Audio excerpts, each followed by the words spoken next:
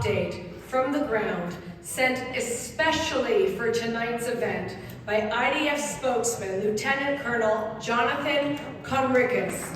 Please turn your attention to the screen. In your evening event, I remember being in Great Neck a few years ago, I think it was 2013, and visiting and speaking at one of the beautiful synagogues you have. And I was very impressed then, and I'm extremely impressed today with the strength of your community, with the beauty of your community, the cohesion and the dignity, and now, of course, with the generosity and your kind heart and help for Israelis, for Israel, for the armed forces, and for civilians. So I want to start with saying thank you to the Iranian American Jewish Federation of New York. Thank you for your prayers, for your care, for your heartfelt love towards the Jewish people, towards the State of Israel, and thank you for your actions, your energy, your resources, and your commitment. We are definitely in a time of need, and as time goes by and the Israeli civilians will hopefully soon get back to their homes and start rebuilding the communities that were ravaged by brutal and heartless Hamas terrorists on the 7th of October. Once that happens, then of course your contributions and help will be utilized, and they are very, very important. If you'll allow me a few words about the current situation, we are still in a pause of operations as we have been for the last 5 days. We're looking at the possibility of having additional Israeli hostages released.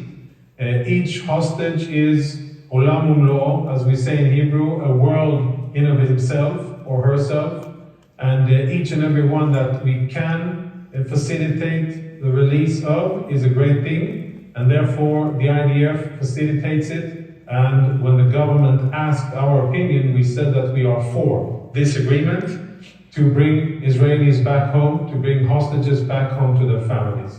So these are very emotional times in Israel, lots of footage of reunions, family reunions after 51, 52 days of living hell under Hamas. People are coming back and telling their stories. What I find especially compelling is what the Israeli hostages tell about how heavily choreographed the handover scenes were, and how important it was for Hamas terrorists that the Israeli hostages, once they're loaded on the Red Cross trucks, that they smile and wave to their captors, and that they were forced to hold hands with their captors as they were going, and many other things that are of course totally against their will, but Hamas forced them to do, exactly for there to be a humane and professional and pleasant picture of handover, as if they had been visiting relatives far away and were now on their way back home. It is cynical and diabolical, and it's appalling to see how important it was for Hamas for these images to be constructed as they were. On the ground, the IDF is ready, geared, and very eager to continue the fighting and to continue to implement our goal of dismantling Hamas. We understand very clearly that the only way that this war can end is with a totally dismantled Hamas. No more Hamas in Gaza, no more Islamic Jihad in Gaza for that matter either, but specifically Hamas, and no military threat in the foreseeable future from Gaza. We're still not there, we're actually quite far from it. Good advancements have been made in northern Gaza. We have killed a lot of terrorists, we have killed a lot of their seniors as well as their rank and file. We have destroyed a lot of their infrastructure, but there is much more that needs to be done all over the Gaza Strip, and for this the IDF is prepared. We continue to defend ourselves in one more thing before I get to the north.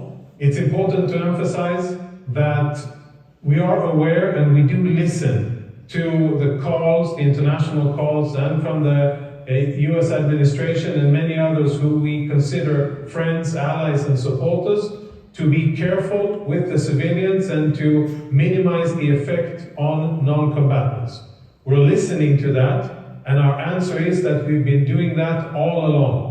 We are distinguishing between combatants and non-combatants. We are operating within the realms of humanitarian law, and we use the smallest weapons available in order to achieve military objectives.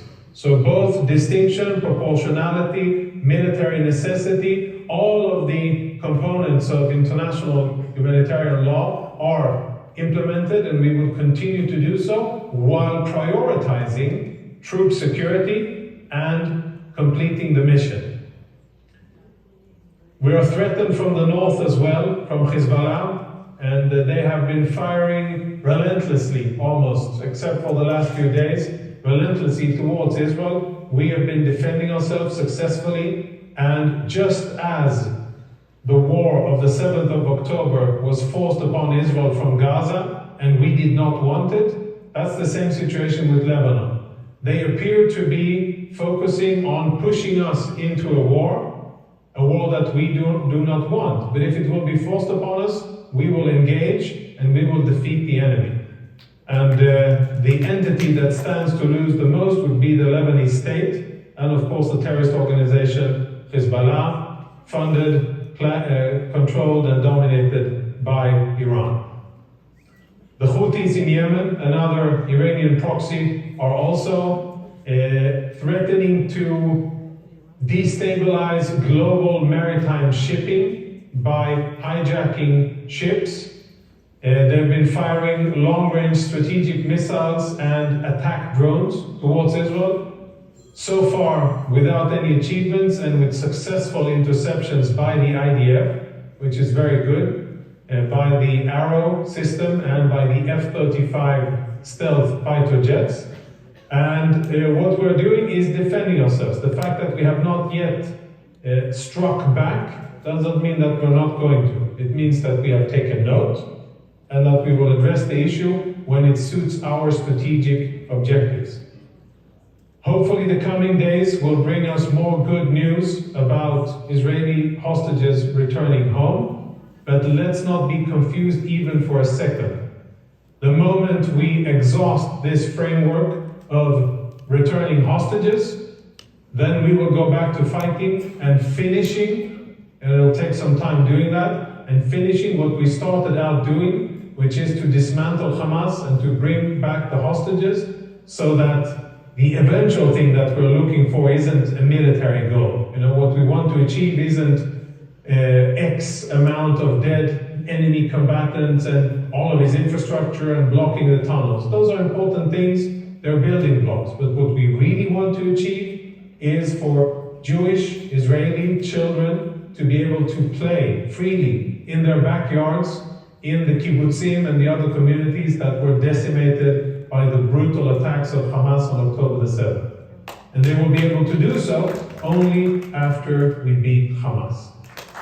That is why we're doing what we're doing, and that is what we will continue to do, whether people around the world like it or approve of it or not. That is what we need to do, and that is what we will do. And again, I want to thank you for your generosity, for your love, for your care, and I really look forward to seeing you in Israel, bimhera b'yameinu, as soon as possible, in peace and in prosperity. And I wish you and your families nothing but prosperity, good health, and lots of joyous moments. Thank you.